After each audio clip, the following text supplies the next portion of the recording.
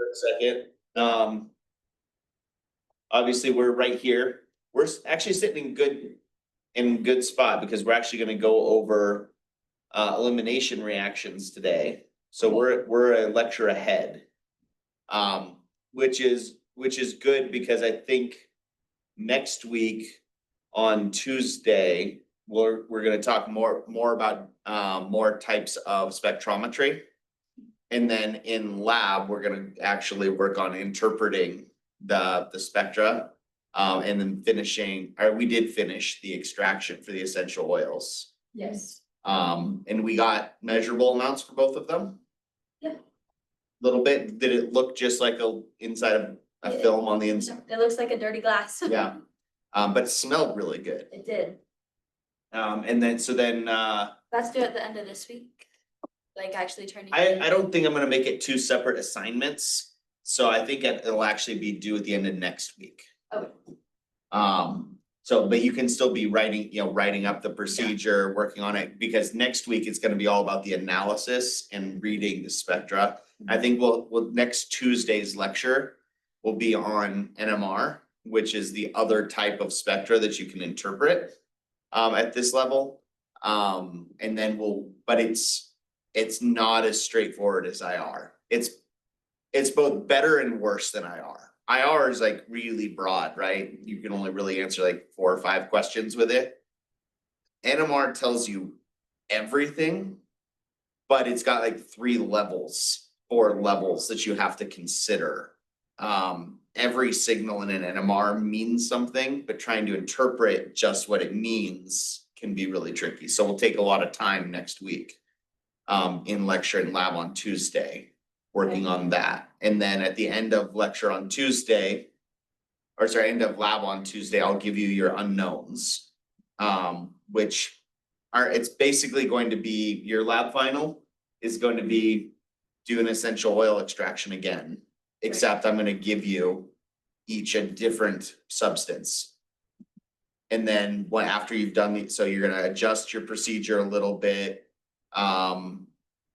go through the process, and then when you do, I'll give you the spectra, just like for this first one, and then you have to interpret it. So it's basically a redoing the lab that we did last week and next week. And then writing it up. That'll be your lab final. We won't have to change like what chemicals we use to like extract. No, it'll be like that. You did cloves, right? Right. So because you did cloves, I'll probably do something where it's not just grind up a dried herb. I'll probably give you something fresh. Since you did a fresh one, I'll probably give you something that's more like a dried herb. So it's like adjust a little bit of that aspect of it, go back and recap, look at each other's procedures. What did you do here? And then, but it's not gonna be, I'm not gonna ask you like, oh, we're gonna substitute out dichloromethane for. Right, that's what I wanted to make sure, because I was like, I will not know what to do. The only thing that you might have to do with that one is if as we keep mentioning, if we run out of dichloromethane, it's gone. We didn't order more, we can't order more, we're not legally allowed to use more. So if that's gone, you will have to do a substitution of that solvent. But it would just be using diethyl ether, which we've worked with before. And the difference, there's 2 big differences. One, that it is flammable. And there's, inhalation issues with it. It'll knock you out if you're not careful, but just use the fume hoods. We've done that before. The other aspect is it's not more dense than the dichloromethane. Or sorry, it's not more dense than the water. Dichloromethane sat on the bottom when you did the liquid extraction, right? Diethyl ether will sit on the top. So, but that doesn't really change anything. You just have to pay attention to what you're doing. Where is my product? Where's the aqueous layer? And what solvent am I using? That's about the only adjustment you might have to make, really. So then if we did that adjustment, we keep the top part after we do the. Exactly. And so that gets a little bit trickier because the way you did it before, you kept the water layer in there the whole time, right? Add the dichloromethane, shake it up a little bit, drain it off, leave the water in there and add more dichloromethane, right? You have to do it the other way, where basically you take the water layer out, take the diethyl ether layer out and keep it, put the water layer back in, add more diethyl ether and do it again. So it adds a little bit of practical adjustments. But again, like the theory is no different. You just have to be paying attention to, okay, well now logistically, how do I get my diethyl ether out? Right. And Well, it's just us two. it's just you two, and I'm Right, still gonna be in the room with Jen you. isn't Yeah, we can using still ask the- questions if we need Jen to. Kim isn't using the solvent that we use, They're right? not using the solvent, so there might be enough left that you don't even have to worry about it. Or you might have to fight over who gets the diethyl ether and who gets the diclofenac. I'll make you flip a coin if it comes to it. Right. If it seems like we have enough for one of you but not the other, that's probably what we'll do. The other thing we'll do that won't really, if next week that if we have time, we might do another type of extraction that's much faster where we use dry ice to generate liquid CO2. If you can get it under enough pressure, you can actually make liquid CO2, which is an ideal non-polar solvent because it's non-toxic, non-flammable, extracts non-polar components really well, and then when you release the extra pressure, it just evaporates off. So you just put it in, it's done. It's done. Oh my gosh, that's so cool. And that's actually the way that so they used to decaffeinate coffee beans using the same method that we use. Basically, they soaked coffee beans in dichloromethane. And then the dichloromethane would pull out the caffeine as well as some other non-polar stuff, but most of the flavor compounds in coffee are polar, so they would stay in the beans. But then even if after you evaporated the dichloromethane, you still had some left over, and it is a carcinogen, and people didn't really like that, and they thought it added off flavors, and it did to some extent. But now what they figured out is they can do this at a large scale. If you have they call a reactor, that can operate at high pressures at like 4 to 10 atmospheres of pressure, you just do a liquid CO2 extraction from the coffee beans, and it pulls out the caffeine, leaves behind the coffee beans and most of the flavor compounds, and then all you have is CO2 in it, which is totally harmless. So it is actually a new school way of thinking and newer technique, and we can do it at very small scales using centrifuge tubes. And it is a very fast procedure. So if we spend the next Tuesday's lecture talking about NMR spectra and doing some practice with that, we get some more practice with that in lab and then play around with the dry ice and see if we can do it. It wouldn't be something you necessarily need to add to your procedure. And it wouldn't really affect your lab final unless you choose to do the liquid CO2 extraction. Right, instead of the other way. The other way takes longer, but it's a little bit more reliable, you'll find out. Yeah. With the lab final, are we just getting one unknown or do we have two You'll each get products? an unknown. But just one thing that we're trying to figure out. Just for one next thing. too. Yeah, and it'll be a little bit.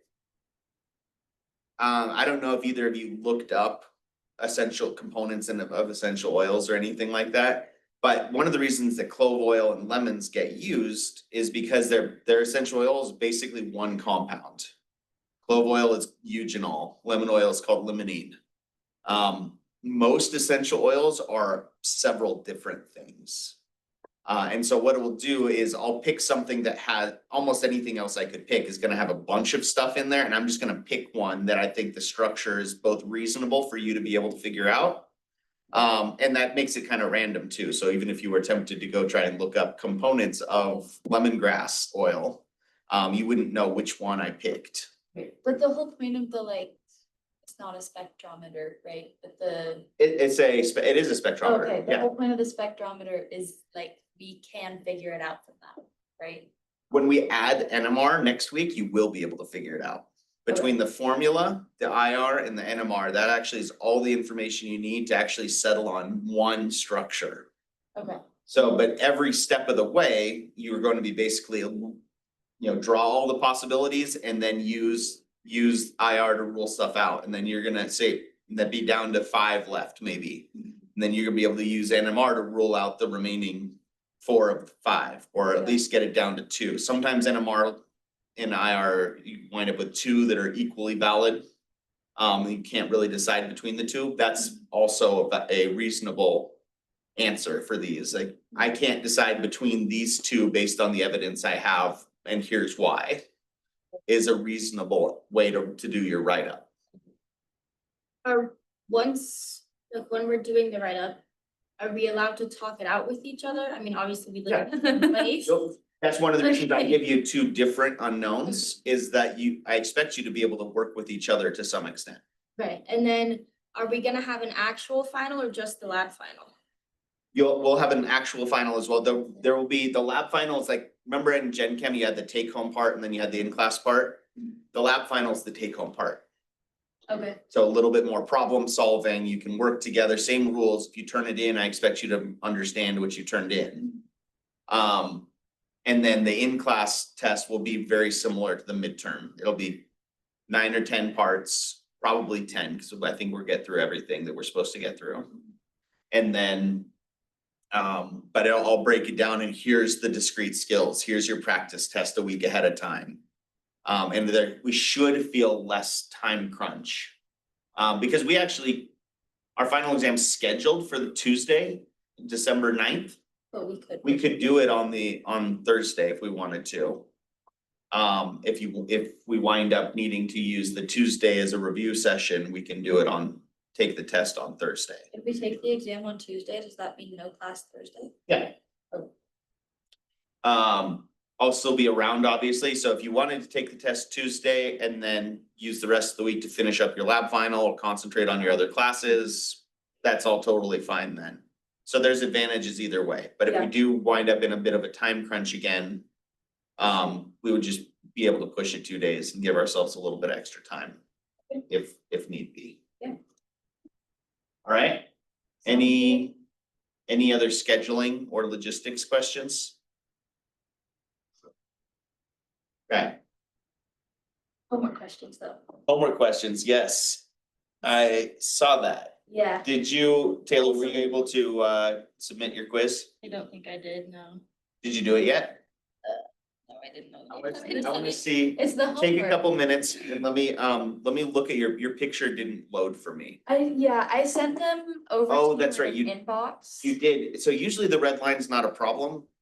But Yeah, for it like the boxed them second around one, in red, and I was like, I've never had that before. they change stuff all the time, but let me see the second one because it wouldn't load for me. Might not have tweeted. Is the second one the intermediate? Yes, This is it. good.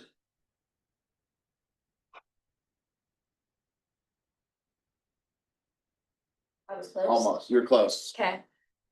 So for starters, I think it was supposed to be water. So that'd be H2O, not HO2. But other than that, and then you missed the charge on it. Oh, okay. Your intermediate looks pretty good, except it's gotta have a charge on one of those carbons. Since chlorine is negative, it should be positive. Exactly, the chlorine leaves, takes the electrons with it, Okay. so the carbon's gonna be left with a positive charge. Leave it to me to mess up water. I knew what you were going for, but What's funny is Blair was sitting there watching me do it too, and he didn't even catch that. it's easy to do. If you're really just doing this from, how about this? How about we skip these for now? Mhm. And we'll come back to them after break. Okay, you can do it one break. Sounds good. So we'll just Feels like it's been switch so the, long. we'll switch the order that we're doing the slides. We're gonna jump to the middle first. Okay. Or it Yeah. happens. We moved her into Reno this weekend. Yeah, how'd that go? Good. Lots of stairs. Lots and lots of stairs. Walk ups or? It was take it all down the stairs, drive, take it all up the stairs. Got your steps in though, huh? Definitely. I was surprised my legs weren't sore the next day because I was definitely expecting them to be. Oh, to be young. I played a baseball game against my son Oh, you did? and was sore for 3 days afterwards. Oh, Right. no. That's just baseball. Yeah. Well, but baseball's not like super easy. They kept making me sprint because. Yeah. And that's the trouble. All right, Gotcha. so what we're adding today, the quiz and the slides in from last week, were about substitution, right? So substitution was, we've got an alkyl halide, really anything with a good leaving group, but we focused on the alkyl halides. If your leaving group leaves and you've got a nucleophile around, you can go through a substitution reaction. We talked about the ins and outs of, is it SN1 or SN2? If it's a primary carbon, would we expect SN1 or SN2? Primary, we'd expect SN2 Good. Why? because it's less steps, Correct. right? And less sterics as well, right? Yes. So in this case, your leaving group is gonna leave and take its electrons with it at the same time as your nucleophile comes in and attaches. And that's a lot faster when there's less sterics around. If it was a tertiary carbon, then we can't have our nucleophile come in right away because there's not enough space. So you need your leaving group to leave first. And that's how you get SN1. The other option is if this other reactant acts as a base instead of a nucleophile. So a nucleophile means something that's seeking out a positive charge, right? Well, if it's something seeking out a positive charge, bases do that too, right? One of the nucleophiles we dealt with all the time was hydroxide, right? Because it's oxygen's electronegative, got a negative charge, it's gonna come in and attach really strongly to a carbon. But even before we touched OChem back in Gen Chem, we learned about hydroxide as being a base. Because what does a base do? Drops. Good try. It becomes more electronegative. It is electronegative and it has a lone pair. Gives away. No. Opposite. It wants Oh, hydrogen. It wants hydrogens because it's a nucleophile, it's attracted to a positive charge, right? Hydrogen ions are also a positive charge. Right? Because hydrogen ions are just an H plus. So if we add H plus and OH minus, they could react together, right? They're gonna stick together to make what? Water. No, OH two. H2O, not O2H. So most of our nucleophiles are also bases. Which means we don't have just substitution reactions happening, we also have an acid-base reaction that can happen. And that acid-base reaction that can happen winds up causing what's called an elimination reaction. So instead of your nucleophile coming in and grabbing your leaving group can leave and your nucleophile instead acts as a base and it grabs a hydrogen from an adjacent carbon. And the net result of that is you lose the functional group, you lose the leaving group, and you lose a hydrogen from an adjacent carbon, and you make an alkene. So it's an elimination reaction because you pulled stuff off without replacing. It's not a substitution.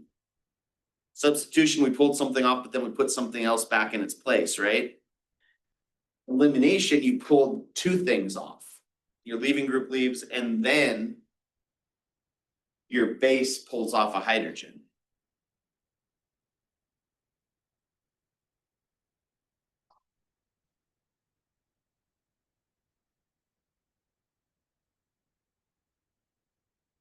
All right, so we primarily see this, we're gonna basically ignore substitution for a minute to talk about elimination. Elimination reactions primarily occur with alkyl halides and strong nucleophiles. Why would that be the case?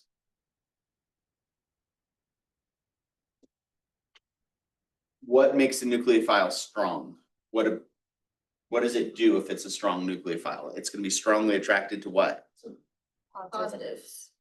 Positives. So that could be the carbon that has a good leaving group on it, but it could also be hydrogen. Right, so because strong nucleophiles also tend to be strong bases, that's we typically see elimination when we have strong nucleophiles. A weak nucleophile can still go through an SN1 because a weak nucleophile can still attach to a carbocation pretty easily. A weak nucleophile is not a good base though, typically. There's a few cases where you can have something that's a strong base in a weak nucleophile, but they're rare. For the most part, you need a really good leaving group and you need a strong base, which also means usually a strong nucleophile. And there's a lot of parallels to substitution. Just like with substitution, there are two mechanisms for elimination. Instead of SN1 and SN2, you get E1 and E2. E for elimination. What did the 1 stand for in SN1? Well, it's not Two one steps. It's not, it's 2 steps. It's stepwise, right? It goes, the 1 was for first order. Oh, yeah. Because the first step was leaving group leaves. So we have something similar for E1. We can have an elimination reaction where the first step is leaving group leaves. And the second order version is called E2, which means everything happens at once. Right? It means it's the concerted elimination mechanism. So how could you have an elimination? We just talked about how an elimination could be first order. What would it look like? Let's try drawing a mechanism. What would the first order elimination look like? We'll go back to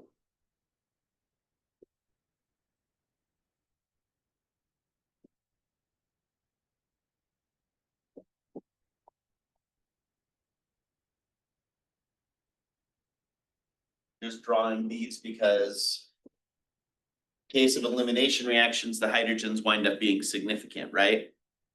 Because we need to boot one of those off as well. So let's say we have, what would the first order reaction look like? If this was SN1, if this was first order substitution, what would your first step be? Chlorine leaves, right? Leaving group leaves. So if it's first order elimination, the first step is the same. It's still leaving group leaves. And you wind up with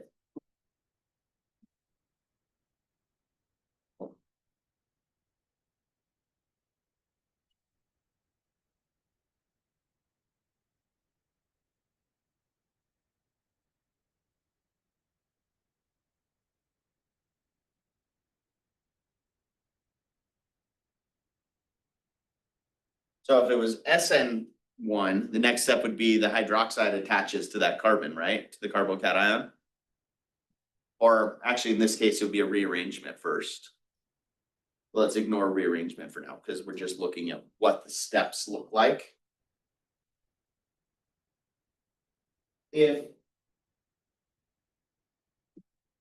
it's going to go through an elimination, what is that hydroxide going to grab?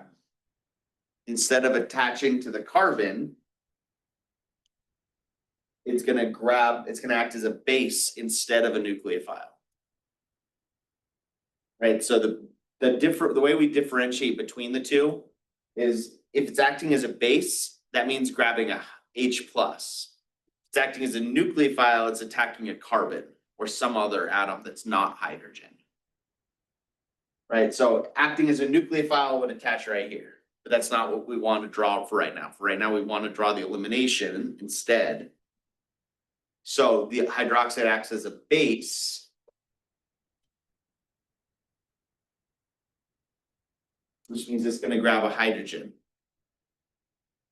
Why that hydrogen? There are 3 carbons that have hydrogens. Why did I draw it from that? It's closest to where the positive charge It's is close to the positive charge, in that. but not on the same carbon.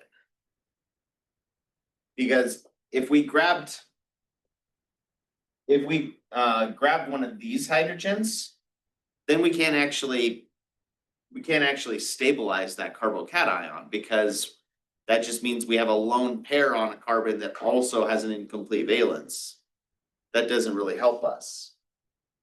If we grab the adjacent carbon,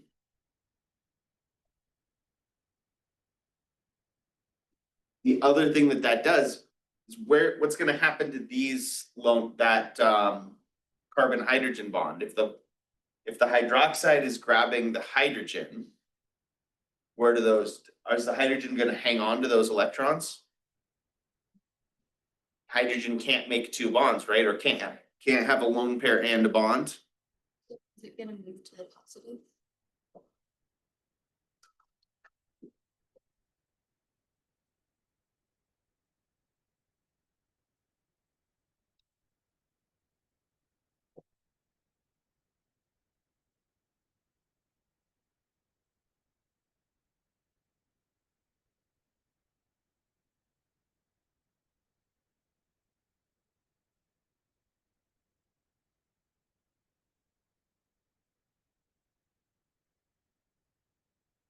So our leaving group leaves. Our base grabs the hydrogen from an adjacent carbon. Not 2 carbons away and not the same carbon. Because what that does is that frees up a pair of electrons to form a pi bond. You can't form a pi bond if you pull carbons off of the same, if you pull hydrogens off the same carbon that already has a positive charge, you can't form a pi bond between a carbon and itself. Wait, so who pulls what? It's not the leaving group that pulls it off the adjacent carbon, it's You have to have a base around, which is 0H. which is the OH. Okay. Right, so you still need and that's the difference between the hydroxide acting as a nucleophile versus a base. Is if it's acting as a base, it's pulling a hydrogen off of something. If it's acting as a nucleophile, it's attacking a carbon that has a positive charge. And you can have the same molecule can be a base and a nucleophile at the same time, which is how we get these competing reactions. And then the leaving group is in the picture, like in the 3rd image, because like gone, right? Maybe we could it's still floating around.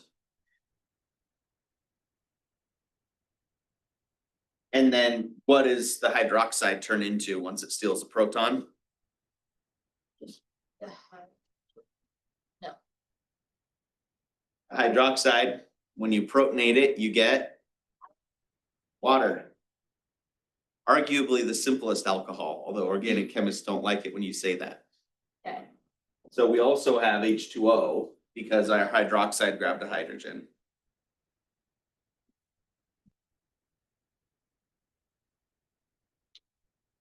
In theory, you could use chloride as your base here, but chloride's not a very strong base.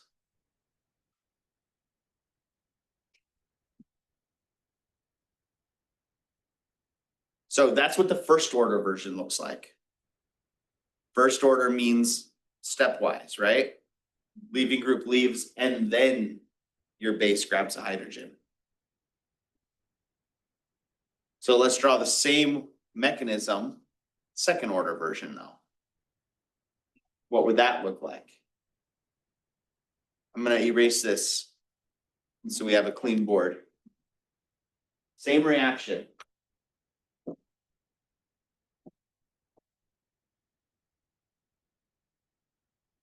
But it's gonna be an SN2. SN2, E2. Same basic principle though, as SN1 versus SN2. It means where you did it was the same arrows, but split up into two steps for SN1, right? E1 is gonna be the same arrows in two steps. If it's concerted, if it's the second order, it's all at once. So this is an E2. So we drew E1, now we're gonna draw E2. So how do we draw all of those arrows at once? The leaving group is gonna leave. Leaving group still leaves. The oxygen, well, not the oxygen, but the base grabs a hydrogen. Base grabs a hydrogen. And then those pair of electrons goes into a double bond. 3 arrows just all at once now.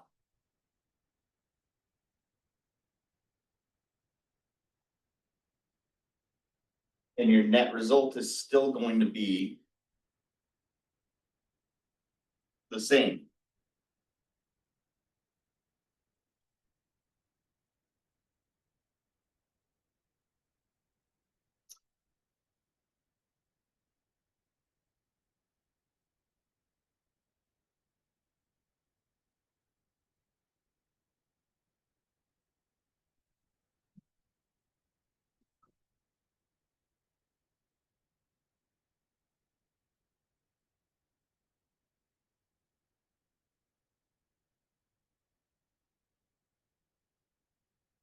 How do you know which one it is though? I'm sure we're about to find it. Just like with SN1 and SN2, it's the conditions and where your leaving group is and how strong of a nucleophile or a base you have.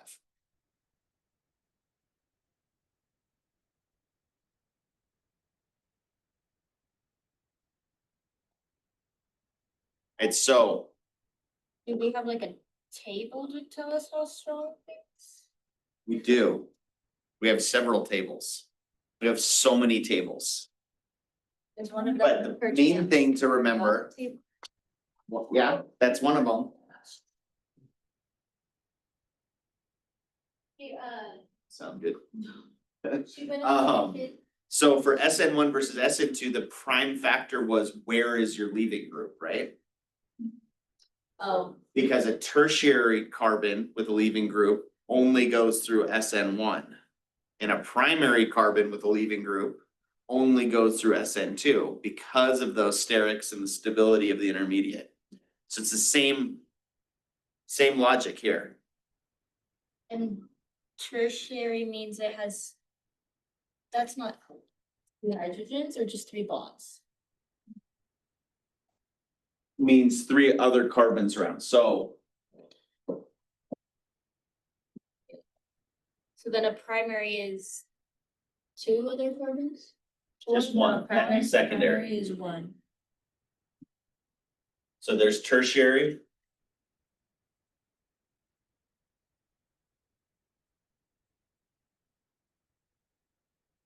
There's secondary.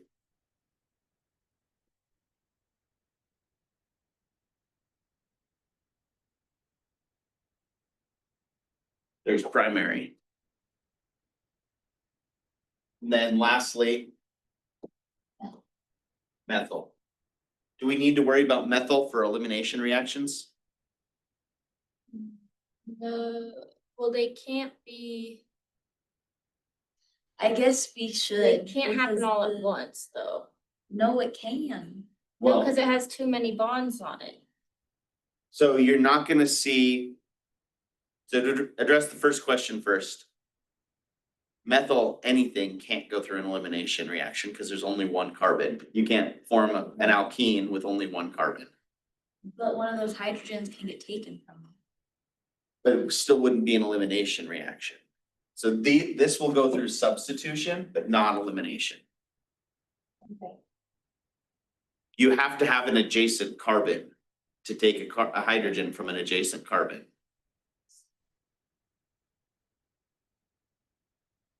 Now, Taylor, to your question, can all of these happen at the same time? You cannot have something, I mean, I could draw a molecule that had a secondary leaving group as well as a tertiary leaving group as well as a primary. That'd be pretty unusual.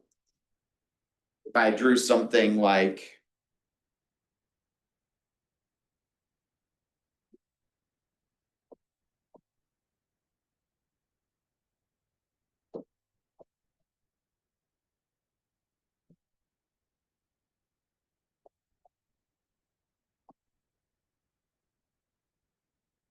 if I drew a really complicated molecule like that, I don't like it either. Like it. That has a primary carbon with a leaving group, a secondary carbon with a leaving group, and a tertiary carbon with a leaving group. That's be very rare. For the most part, your reactants are only gonna have one leaving group, or we're gonna have one primary leaving, one group that's better at being a leaving group than everything else. And the reason methyls can't is because there's only one carbon. They can't do elimination, they can do substitution. You could take methyl chloride. Jason carbon. Elimination. That's For elimination. Yes. So this will go through a substitution just fine. It can't do elimination. This molecule can do substitution and elimination. Right. At least an adjacent carbon to the leaving group? Yes. Yes, because that's the hydrogen that gets taken. Sorry, it needs a carbon that's adjacent to the active carbon. So we call this the active carbon. Refer to this as the alpha carbon. Its alpha carbon is one carbon away. So we just basically use Greek letters to delineate how far away is it from the active carbon, the carbon that has the functional group. That's a term that shows up a lot down the line. We'll talk about alpha carbons a lot when we start talking about carbonyls, but that's not till the third quarter. But that terminology, if this is the active carbon where stuff's actually happening, you need an alpha carbon as well in order to do elimination.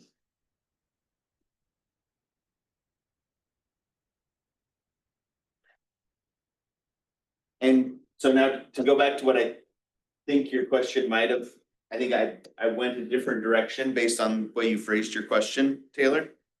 Can you have substitution and elimination at the same time? Absolutely. You can't have primary carbons and secondary carbons and tertiary carbons all with leaving groups. That'd be really weird and rare. But this molecule in particular, if it goes through an elimination reaction,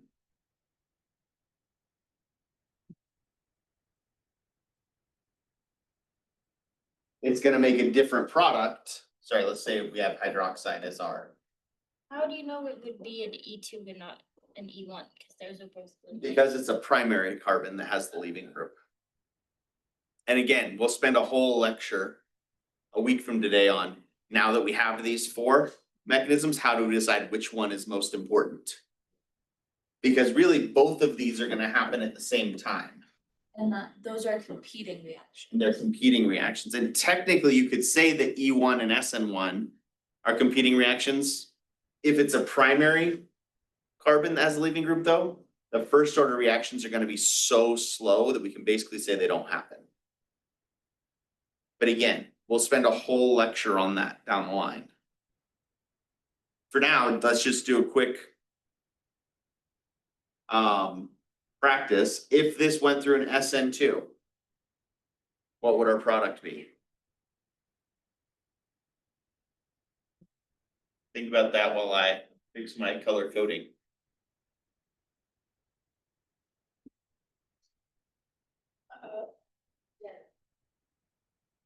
Yeah, right.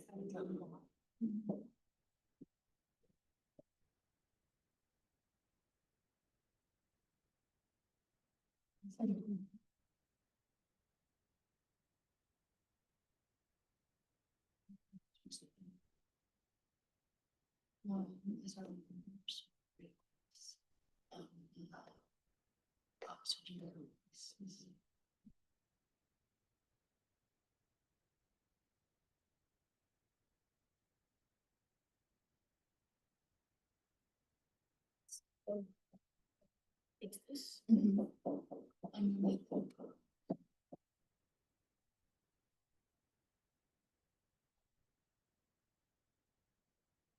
As part of SN2. Yeah. I hate compares here, the negatives though, right? I think. Is the hydroxide gonna be attracted to the chlorine? I No, don't the chlorine goes understand your away. arrow.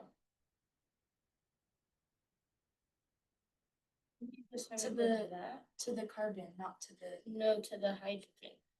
So you specify which, for E2, this is for SN2.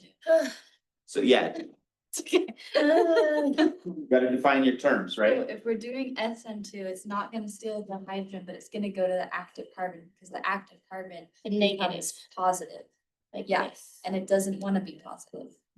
You could draw just that. Yeah, And then this one happens at the same time. so your leaving group is still gonna leave. But now it's gonna come in. Here. But that was a perfectly fine arrow. So now draw your products.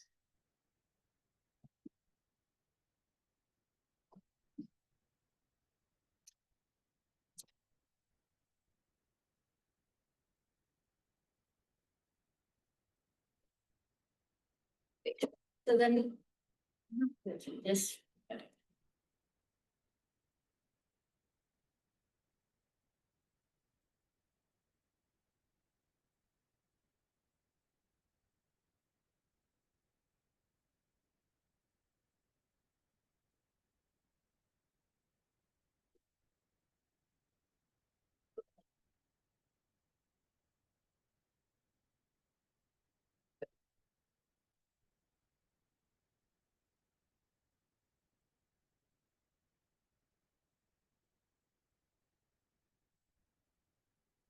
You did our arrows wrong, sorry. No. He just has the green ones up there right now. I deleted the blue Missed it. ones. I deleted the blue ones for the sake of keeping it looking clean. Because Your we green need, one can't go straight to the middle. we need the double bond. The green, so the, From the negative to the, it can't just go straight to the middle. it's not gonna attack that carbon or that hydrogen, because that hydrogen is where the leaving group is, has to, you're gonna attack an adjacent hydrogen. So that those electrons can move over and make the pi bond.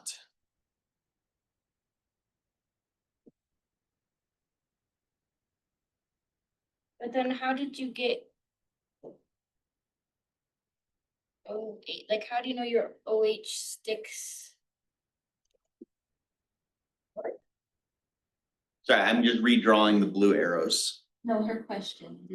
Like, I thought it was this guy stole our SN2 as well as E2. It stole an H instead of putting itself on the group. That's, no, that's the definition of, that's the exact difference between these two.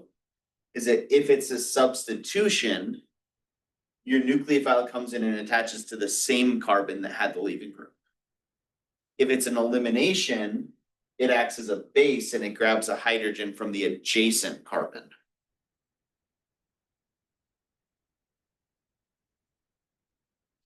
Right, and so to the original point, how do we decide which of these are both gonna happen? This reaction in particular with these reactants in this exact situation, we're gonna get a mixture of both of these products. We can favor one versus the other by doing things like controlling the temperature. But really, you can't completely stop competing reactions for the most part. Right. You two seen Interstellar? My favorite description of chemistry is in that movie. Anything that can happen does happen. So both of these can happen, so they both happen. They do. Right. We can just adjust which, if we favor the green pathway or the blue pathway based on things like temperature or solvent, or switching out what this nucleophile is, or switching out what the leaving group is, or where the leaving group is. There's a lot of levers that we can play with to try and get it to favor one mechanism over the other, but you're almost never going to be able to completely eliminate this, which is one of the reasons why we spend so much time in OChem lab doing purifications. Is because if we did this reaction, let's say that we're trying to do this reaction, this would be a very not cost-effective way to make ethanol. Let's say we're trying to make ethanol and we're starting from ethyl chloride, chloroethane. We would want to maximize how much of it goes through SN2, but then we would have to take our product and get rid of this somehow. What are your other ones floating around? In this case, your other products were in both cases, you're gonna get chloride floating around. And then in the case of the elimination reaction, you have chloride, and then you also have your hydroxide and grab the hydrogen, so water. Right, which that's one of the main levers that we have to control whether it goes substitution versus elimination, is which of these sets of products has more entropy, more disorder, green or blue?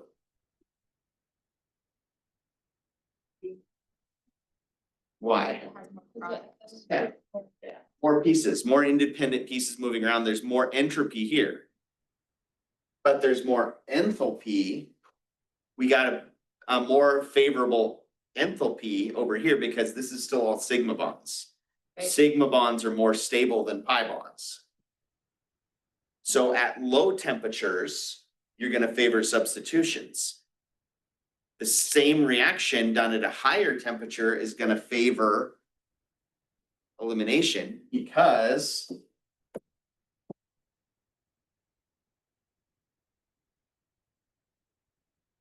remember that one?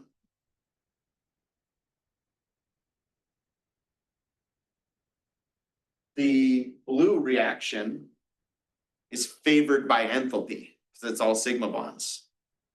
The green reaction is favored by entropy because it's got more pieces. If you change the temperature, you change which of these pieces becomes more important. At low temperature, delta H is more important. This was that last piece on the number 8 on the midterm, right? They said, well, it'll only be worth 2 points, so do your best, but it's going to come back. This is it coming back. At high temperatures, this piece is more important. So at high temp, because that's what T is. As temperature gets bigger, this whole piece gets bigger, becomes a larger chunk of your overall delta G. Sorry.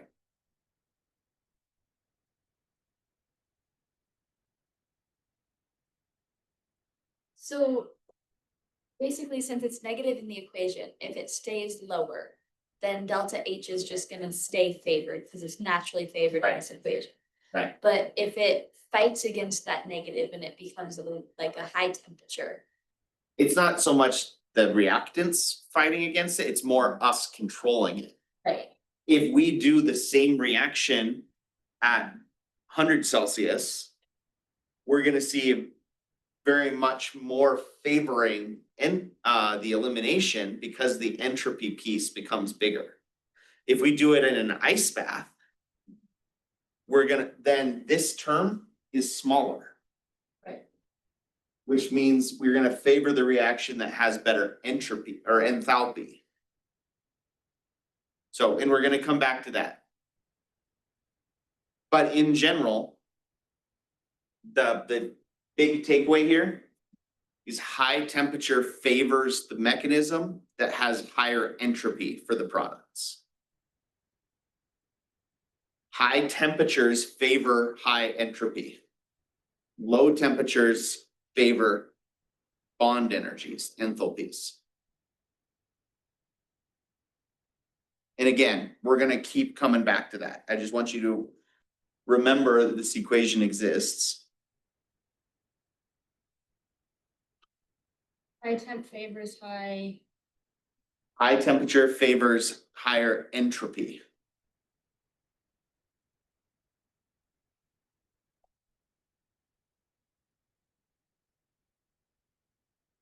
And low temp favors high enthalpy. Everything's staying in its most stable state. And it's the same logic that we use for things like phase change. Like at high temperatures, you favor the phases that have more disorder, gases are favored. At low temperature, the phases where you have more attractive forces are favored. So it's the same principle. And this is really one of the primary rules. It turns out this is one of the primary factors in all of chemistry can come back to this. This is the second law of thermodynamics. This is one of the most important factors in all chemistry. In fact, there's an entire class that you can take just based on this called statistical mechanics. It's all about how do you apply statistics and entropy to these chemical systems. In the entropy in this equation is the T delta S curve. So T is temperature, delta S is entropy. And then the enthalpy is delta H. Correct. And that's bond energy. That's the attractive forces.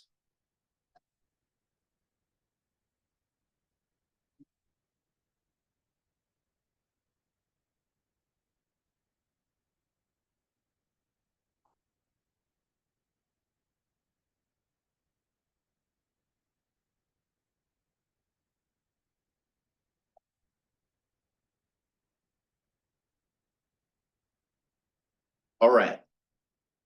That's a good place to take a break.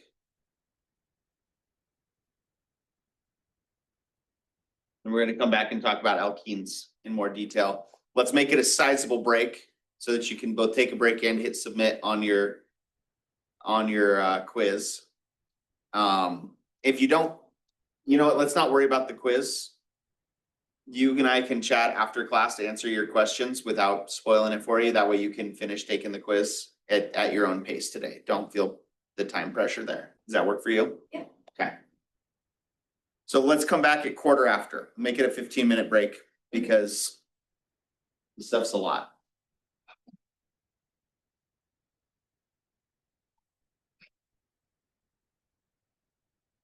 What did I tell you about? Dan RC reiterated, math folks don't like OChem either. It's just an acquired taste. It doesn't have to be so bad for everybody. Yeah, that's true. Do you need Thai food?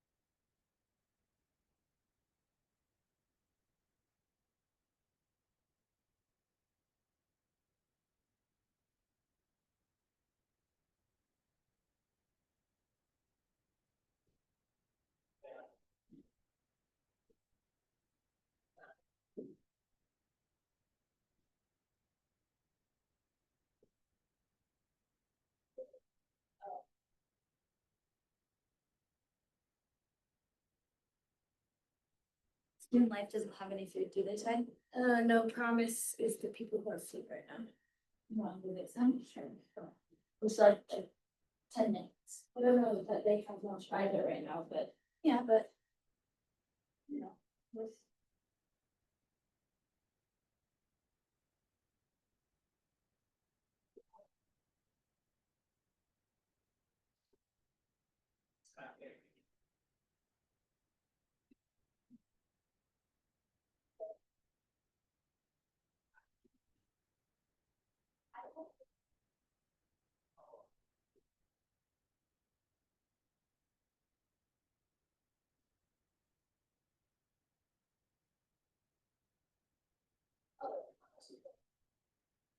Okay, that's what I thought. You said it earlier. You said it earlier.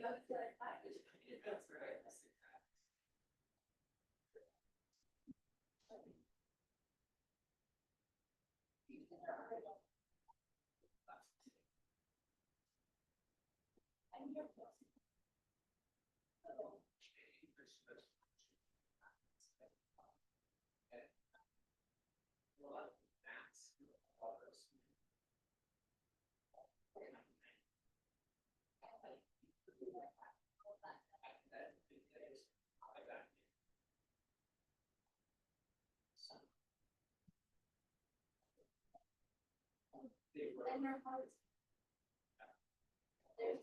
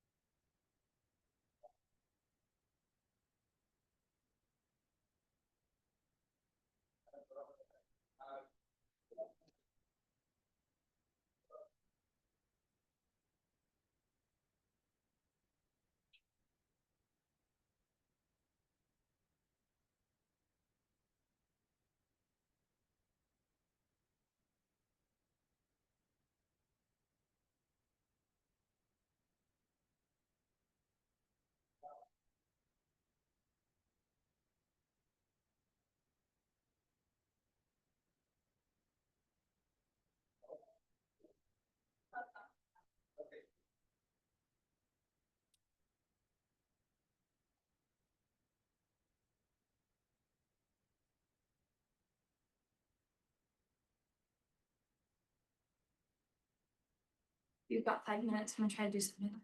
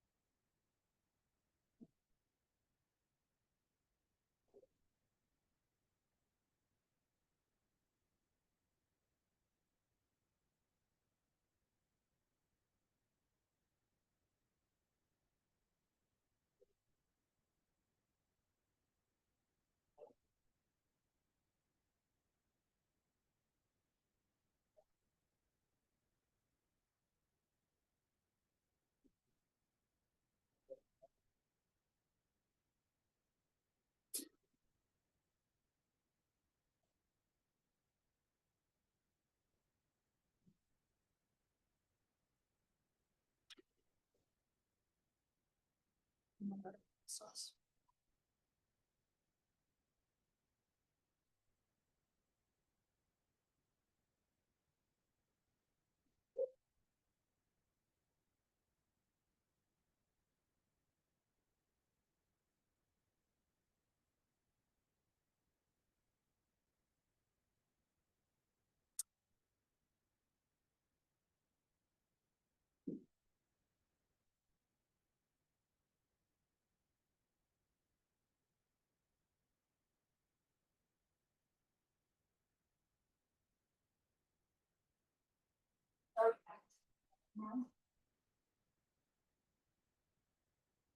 Um. Let me.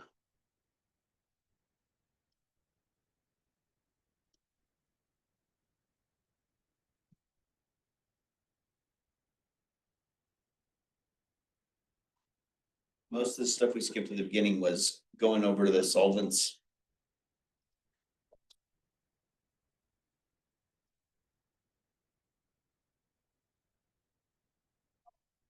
How did you figure this out? What is it?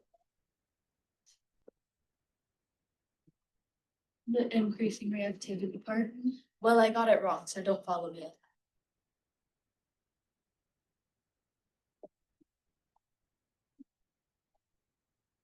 But look at the, I can give you a tip. We've established multiple times the primary is like less than secondary, which is less than tertiary. And then it's gonna be opposite for the SN2. No, go back. What's the question? Yeah, so then it's gonna be opposite. For each reaction. But that isn't. All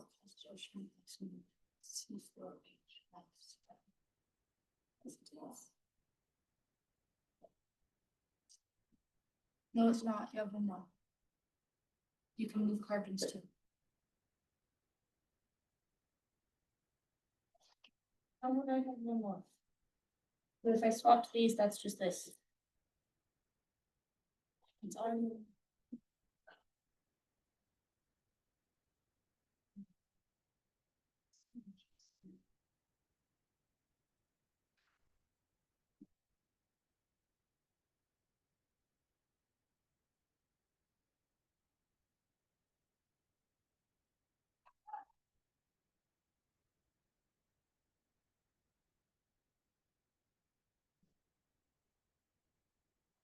I Okay. get what you mean. Just like. Don't. Cause then you have a tertiary, no. Yeah, then you have a tertiary and secondaries, is that your other ones?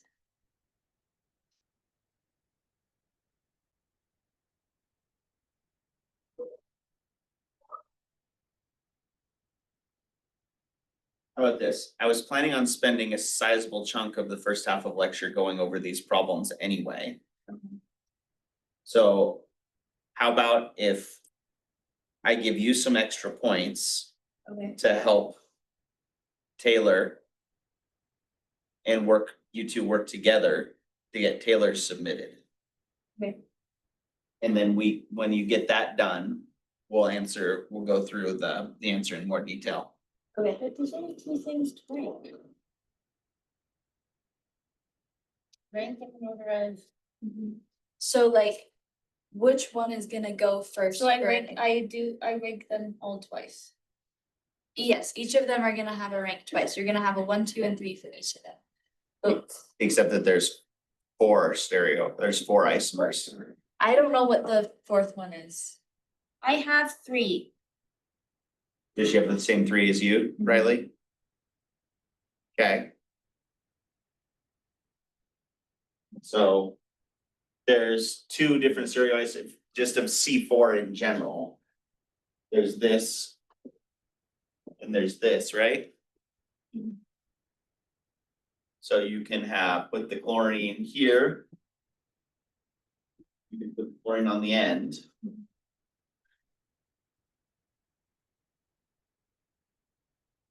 Chlorine there. Those. Is there a different carbon? That's a tertiary carbon, right? Is there another type of carbon on that isomer? Would you just put it on a primary? But is that not? No, just because for the those? carbon has moved. We have 4 carbons in a straight line versus 3 carbons in a straight line with a methyl group.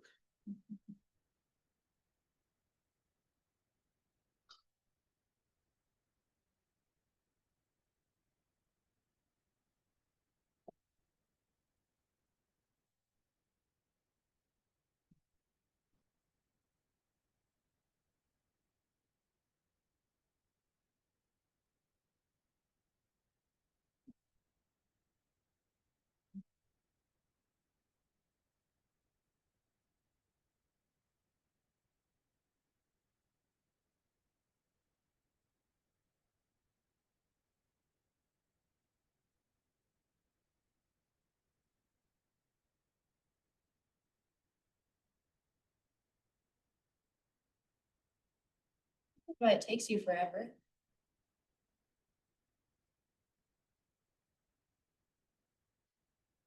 So then, do you have the notes for how to determine the activities on the assignment? Well, no, I was just looking at that, but we know, write it down. You know what? We know primary, secondary, tertiary. Well, and I guess methyl goes first. For which one? We'll just write those out and then. Cause don't we? Why is that the this? order though? Riley. Don't we do it Because, like well, this? then we draw in the symbols. Don't we do the 3, 2, 1 meth? Yes, but then we're getting both. Okay, get your big sausage finger out of here. You have one. Get it if you want to write on my iPad. No, my finger works just fine. So then this is the other way, Yes, like this. yes, with how it's gonna react. Okay, so then you look at where your chlorine is based off of this. Is it on a tertiary? That's gonna be first. and the So which tertiary is version? one with 3 carbons on it. Well, it's gonna be first for the second version. For because it's SN2. more So stable, for SN2, we're not going through a carbocation intermediate, right? right? So for SN2, it's all about sterics because it's concerted. So more sterics means slower Right. for SN2. So which type of carbon has the most sterics in the white, most stuff around it? Which carbon is that what you said?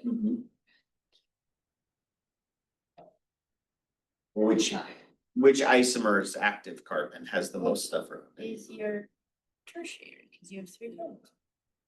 Bingo. Okay, I thought you were That's simply it. saying that was wrong, that it was the 3, 2, like I was like. Yeah, no, tertiary, so tertiary is gonna be fastest or slowest for SN2? Fastest. For SN2, it's gonna be the slowest, right? Cause there's more stuff in the way. Because remember, SN2 is concerted, meaning everything happens at once. So it's not about how stable a carbocation is, because there is no carbocation. So then it's gonna be the fastest at SN1. Exactly. Okay, so then for SN2, the primary, the methyl? Why'd you jump to the other side? Because I'm trying to figure out fastest for SN2, which is the opposite of this. So, I think you have these switched up. well, So you have 2 primary carbons, right? 2 of these isomers have primary carbons. So one of these is gonna be your fastest for SN2. Because tertiary carbon is slowest for SN2. Let's only talk about SN2 for right now. okay. So it's not this. It's the opposite.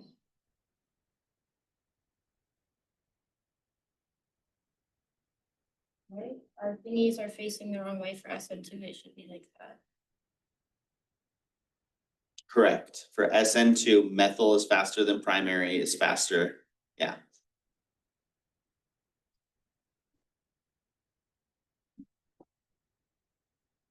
You literally had 2 isomers, so I don't think I'm the problem here. It's a group effort. So then. You said So- the fastest is between, If the slowest is tertiary, the fastest would be primary. Primary. Have we been looking at methyl? Do we consider methyl? none of these are methyls, right? So very rarely do we care about methyl. So, and we look at the carbon next to our leaving. We look at the carbon where the leaving group is attached. We call that the active So- carbon. These 2 Uh-huh. are tied for, Well, which one's gonna have more sterics still? So they're both gonna be close. They're both primary. More cloud in the way. Where? this one, Yeah. so that's slower. Mhm. So then this one's the. Slower for SN2. So then this one's the best, Great. but then it's the worst at the other one. Yeah.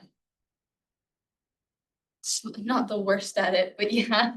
Slowest. Yeah. Worstest. So then that would mean the other primary is our second, Good. and then it's gonna be 3 for, I have it purple, you have it green, for the SN1. And then this guy's a 3, or a 2? Hang on, erase the last two carbons, Ted. Let's not just try to assign them based on the other one. Why not? That generally works in, even though it's for opposite reasons Yeah. or seemingly unrelated reasons, it's not a bad way to approach it. At the very least, we can say that this is our fastest. It only gets confusing In the middle? Mhm. for these two because they're both primary, right? But we can definitely say that if it's the slowest, if the tertiary carbon is the slowest for SN2, it's the fastest for SN1. Right. And this is the only secondary carbon we have. So then it's just a matter of which of these.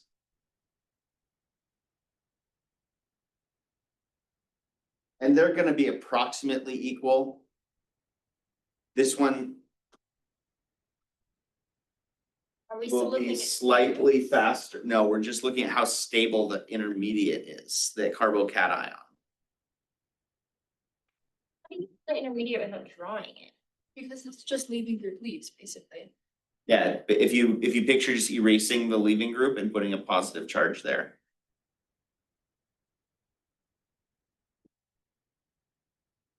Then this is more stable than that. Mm-hmm. No. No. Wait, Yes. no. If this was more stable than that, it would have a higher number than that one, and that's not what he did. He just went for this one. Well, Taylor, if it's gonna be more stable, is it gonna be fast? No. So where's it gonna rank? Oh, okay. So stable is slow. The more stable the intermediate, the faster it is. I think you said, you flipped something in your I head. did. This is the most stable intermediate when it Right, goes because it's SN1. Because Tertiary. it's tertiary, a tertiary carbocation is more stable than a secondary. So more so if the reactants are more stable, that slows down the process. If the intermediate is more stable, that speeds the process up.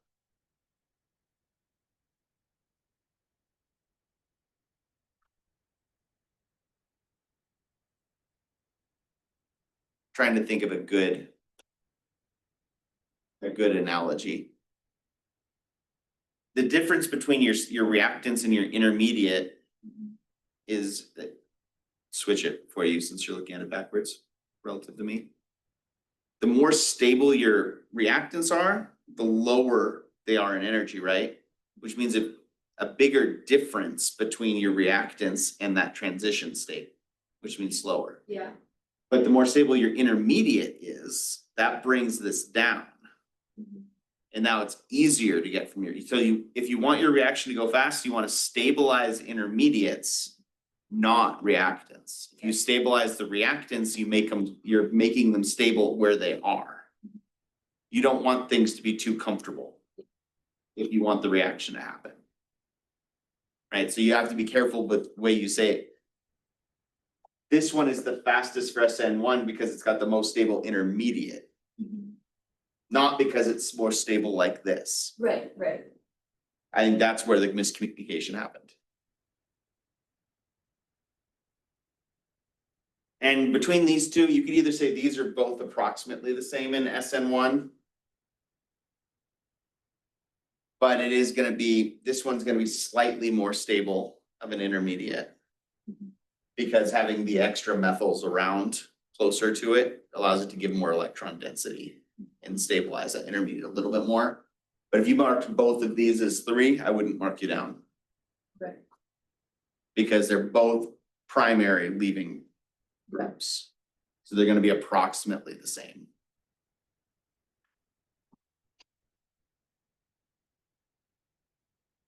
How do we feel about that, Taylor? So confused. Okay. Take a second, formulate your thoughts. Or if you want to leave it and come back to it later, we can.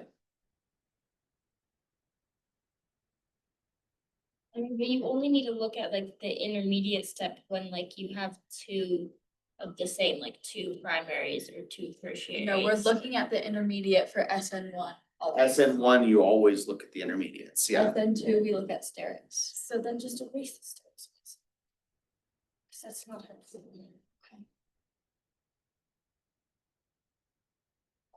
We're looking at how the intermediate relates to that, but it's okay.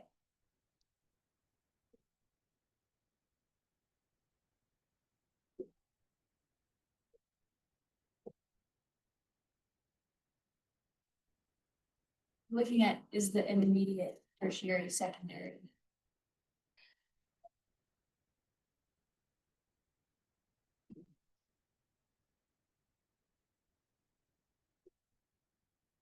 Does that make more sense? Yeah, it's hard for me to see them when I'm like drawing it. You can, and that's totally reasonable, if you want to draw these intermediates. You can.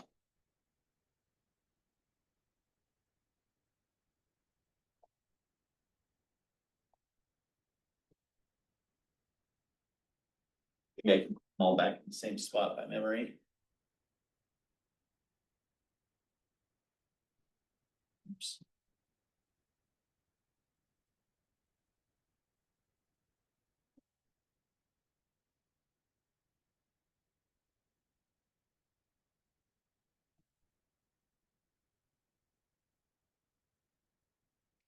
Okay, look at the chlorine. Those are your intermediates. So you just pull off the chlorine and put a positive charge where it was. So then you're looking, is that positive charge on a tertiary carbon, a secondary carbon, or a primary carbon? Most stable. Second most stable, and these two are close to a tie. But if I was splitting hairs, this one's a little bit more stable than this one.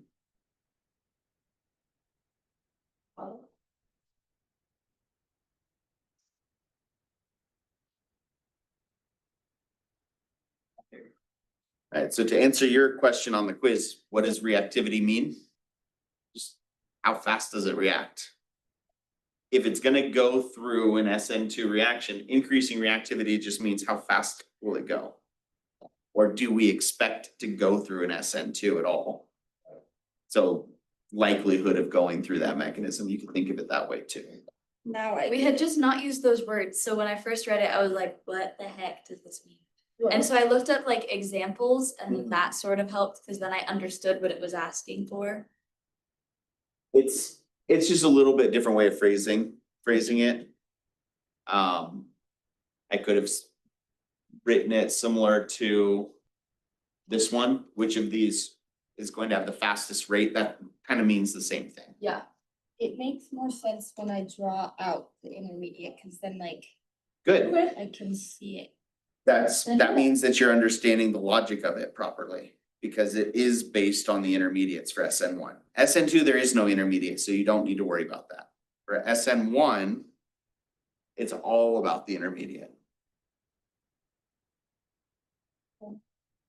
Like, how is that one more stable than that one?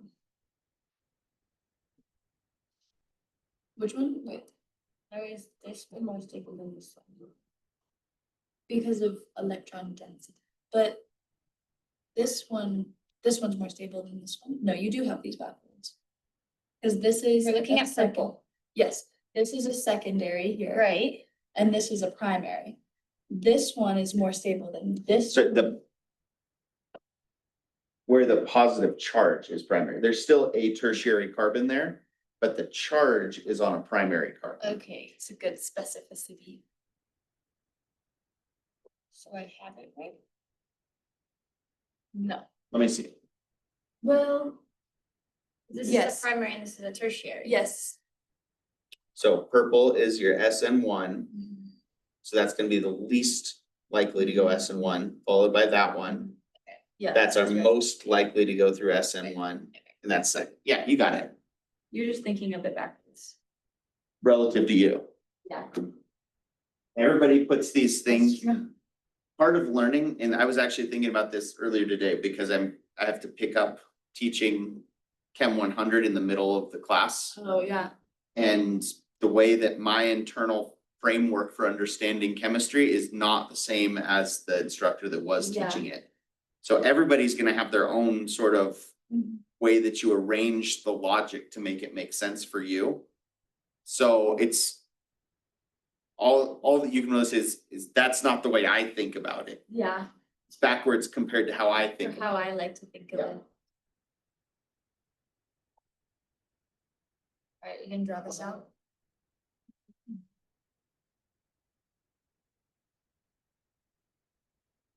You can color any color, say. This is why it takes you so long. But there's the perfect color. Sometimes you need the perfect color.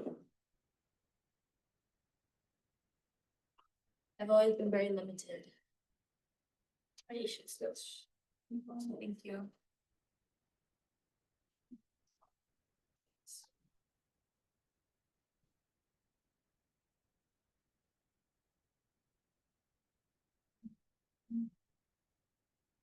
Start with my circle of six. Yep. If you draw the whole shape, will it straighten it all out for you? So, You haven't tried that.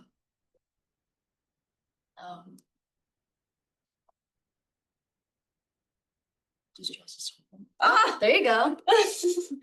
I didn't know I could do that. I've seen Atticus do that before. Okay. That'll increase your productivity by 20%. Okay, we don't need it in the perfect spot on the page.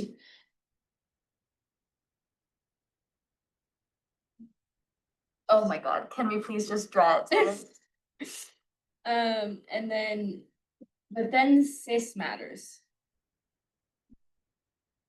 Right? Let's focus methyl. But doesn't it matter where I put it because of the cis? It doesn't matter where you put it, it matters which way they're going. They're either both coming out of the board or both going into the board. And cis means same. Cis means same, yep. So on your 1, draw your chloro. You just said to draw my methyl first, woman. Well, if you're working backwards, but you jumped all the way to cis, so. So you're telling me if you draw a triangle, it's not gonna straighten it out for you? I don't know. Do you want me to try it? Yeah. But that's not a. Oh my god, it's not the perfect triangle, Sean. I don't like that.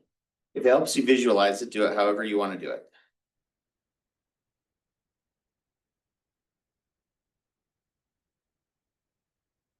Alright, so there's your reactant.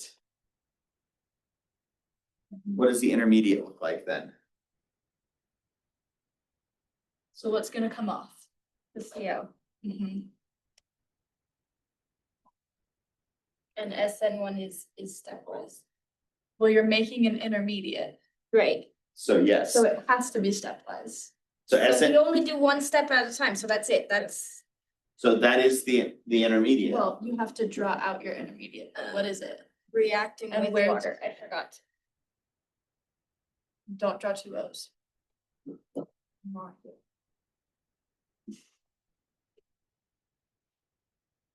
Does the water matter for the sake of drawing the intermediate? That's why it didn't matter that I drew O2H. Yeah, didn't affect your answer at all, did it?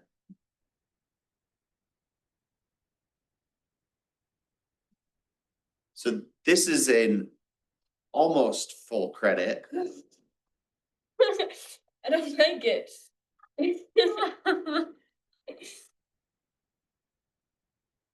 Okay. That's an almost full credit? That's an almost full credit. Well, there, you still have the chlorine floating around and the water floating around, right? So the chlorine floating around, waters would be acting as our nucleophile and come in and attach, but that's not But part not of the yet. intermediate. If it goes through a carbocation intermediate, what was the other wrinkle? It can have rearrangement. And Is this gonna have rearrangement? Yeah, cause there's a better carbon it can go on. Farther away. So if we move the hydrogen over, if the hydrogen's electrons move over and drag the hydrogen with it, we make a better intermediate.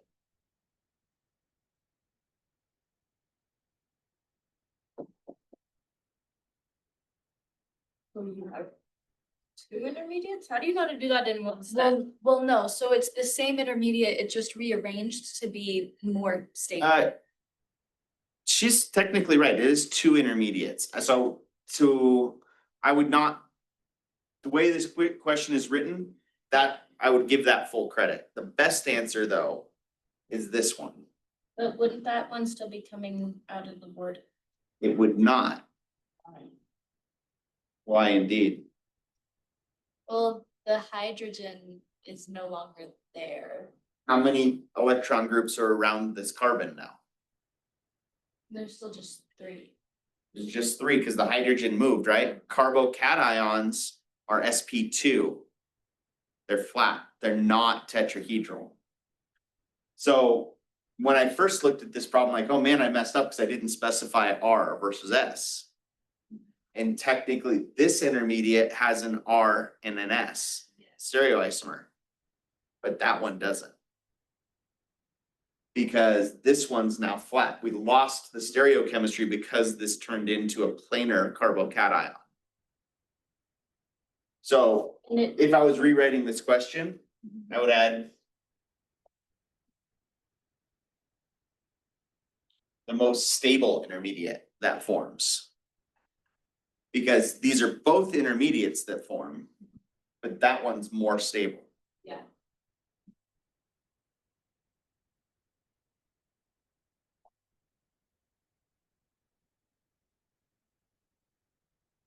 And if we were looking at a potential energy surface here, it might look something like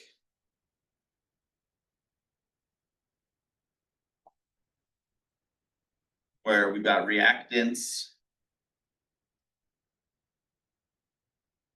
products, and then here we've got the secondary carbocation intermediate.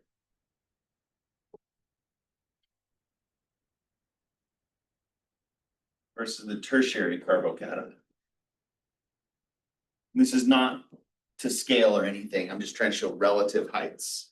Yeah. Our products are lower in energy than where we started. But both intermediates are higher in energy than what we started with.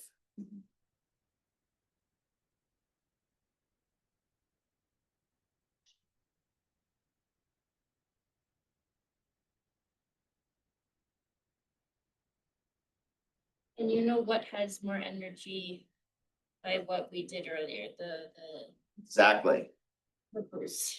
the purples, the relative stabilities of the intermediates. Because more stable is another way of saying lower in energy. More reactive is another way of saying higher in energy.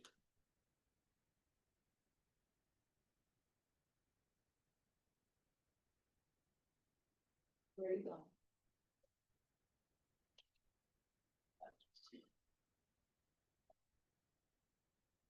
Yeah. All right, Oh, you needed that. so here's the last. Don't have.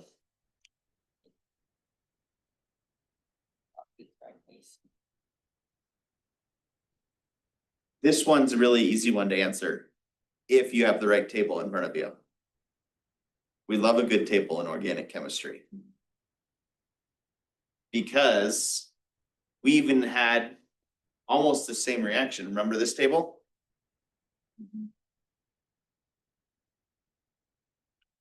Basically, the fact that we're in ethanol and our nucleophiles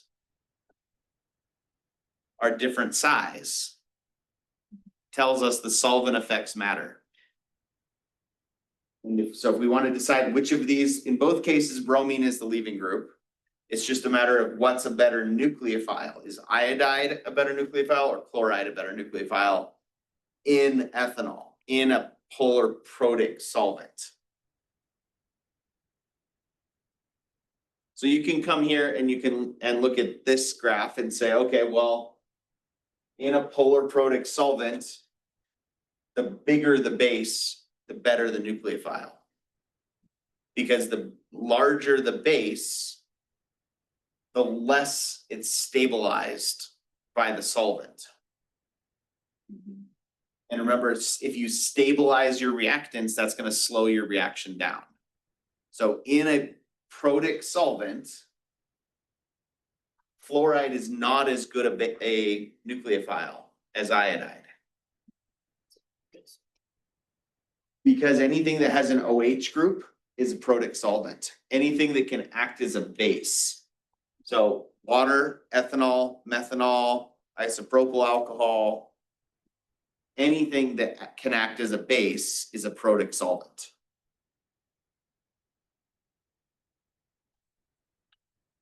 And if you happen to pull up this table, it actually answers it for you. Because this is for methanol, not ethanol. But you can look at the relative rates of iodide versus chloride. It's about a factor of 100 times faster in a protic solvent. Right. In an aprotic solvent, they flip. In an aprotic solvent, chloride is a better nucleophile and it's going to go faster than iodide. Just remember, we're comparing iodide to chloride here. If it's aprotic. Basically, DMF and DMSO or acetone are the most common aprotic solvents.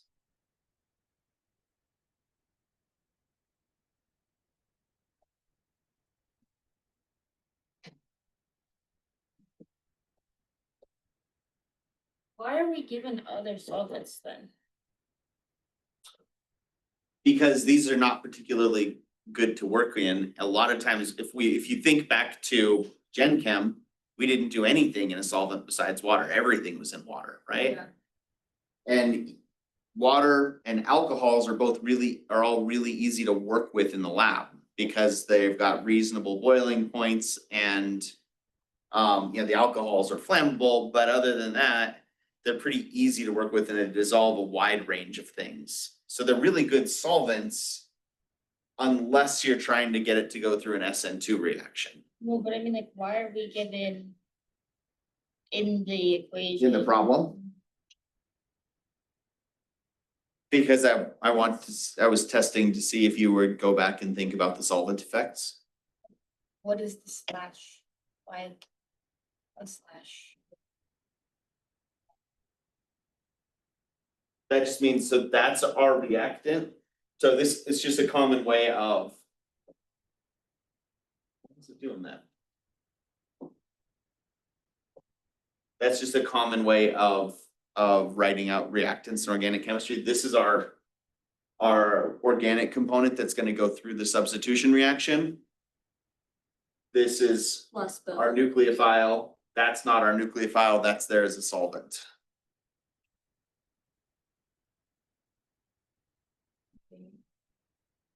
Why is it a nucleophile written? Plus blah blah blah. Because organic chemists look mostly at the organic stuff and the inorganic stuff, they don't treat with the same level of respect, I guess you could call it. You're right. To be most similar to what you've seen before, it should have been written like that. So, but part of this is learning to look at context. Okay, if I'm looking at this, I haven't seen it written that way before. I know what ethanol is though, and I know that NaCl, I don't know what's gonna go on there, but you're given the products at least, right? So you know that for this reaction, the chloride is gonna be the nucleophile. Just based on the fact that you're given the products. So you're right, I was asking you, it was a bit of a stretch for you to figure out what this was trying to say. So then to figure out which one has a faster rate, they're both have an OH, so they're protic. So then you look at, so the iodine is faster because it's 43 and the other one's 0.04. Exactly. In a protic solvent, iodide is a better nucleophile than chloride. And in an aprotic solvent, they flip, and that's your electronegativity answer. Chloride is more electronegative than iodide, so chloride is a better nucleophile. But iodine is bigger. Iodine is bigger, which is why That's what I should have said. right. So iodide is bigger, which means in a protic solvent, it is a better nucleophile. The way we usually think about things, if we're not considering solvent effects, and goes all the way back to my grad school time, we think it's almost like we're thinking about them in the gas phase. We're not really thinking about them interacting with the solvent at all, right? So in an aprotic solvent, we can just look at it in the more pure sense of I care about how electronegative things are and what's a stronger base. It's not until you have a protic solvent that you can't do that anymore. So then an appropriate answer would be the first one, because iodide is a better nucleophile in a protic solvent because it's Bingo. bigger. That's a textbook answer right there. And So rarity, that electronegativity is wrong. exactly. So the last thing I'll leave you with today, so this quiz this weekend, we'll do another quiz. I might ask a similar solvent question, or I might repeat one of the questions from last week's quiz. Okay. And then I'll ask some elimination, draw of products questions.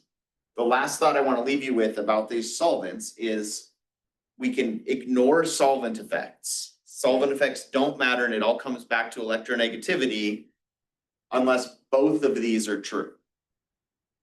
If your reaction is occurring in a protic solvent and the bases, the nucleophiles are differently sized.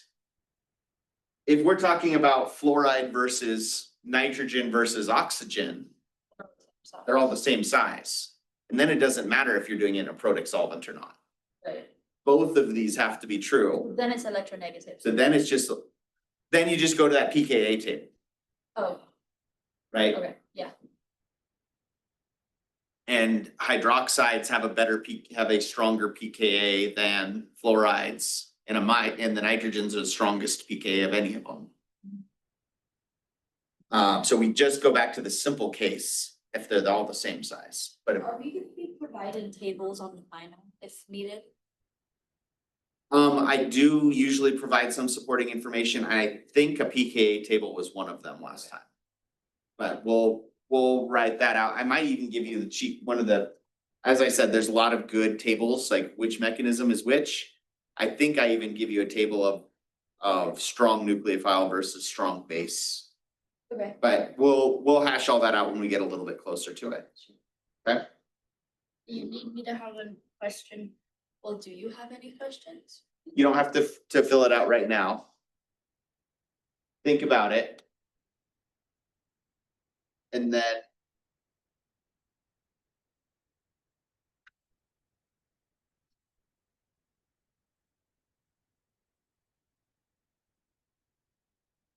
all right.